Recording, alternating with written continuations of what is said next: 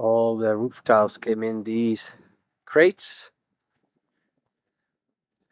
So I made a few of these flats on which I put the dirty roof tiles, which I then pressure wash and clean like this.